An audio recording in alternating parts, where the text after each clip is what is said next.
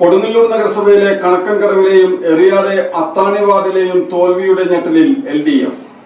എല്ലാവിധ ലാബ് ടെസ്റ്റുകൾക്കും MHL smart labs, Dubai road, Eriyad, Bahadur mall, Kara and Manoos properties, Asmabi college.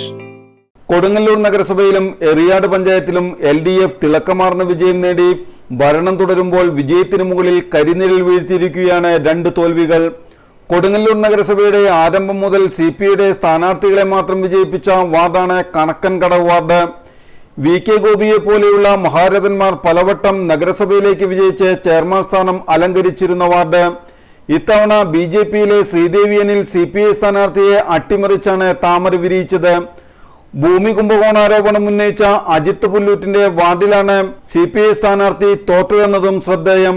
Eriyad പഞ്ചായത്തിൽ LDF തങ്ങളുടെ തേരോട്ടം തുടരുന്നതിനിടയിലാണ് അത്താണി വാർഡിലെ തോൽവി. ഇടതുപക്ഷത്തിന് ശക്തമായ അടിവേരുള്ള മണ്ണിൽ കോൺഗ്രസിലെ മുജീബ് റഹ്മാനാണ് വിജയിച്ചത്.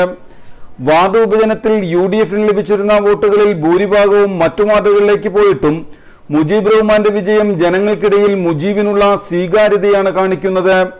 എറിയാട് പഞ്ചായത്ത് വൈസ് പ്രസിഡന്റായിരുന്ന ഫൗസിയ ഷാജഹാൻ 2 വട്ടം അത്താണി വാർഡിൽ നിന്ന് തെരഞ്ഞെടുത്തിരുന്നു. കഴിഞ്ഞ തവണ 265 വോട്ടുകൾക്കാണ് ഫൗസിയ വിജയിച്ചത്.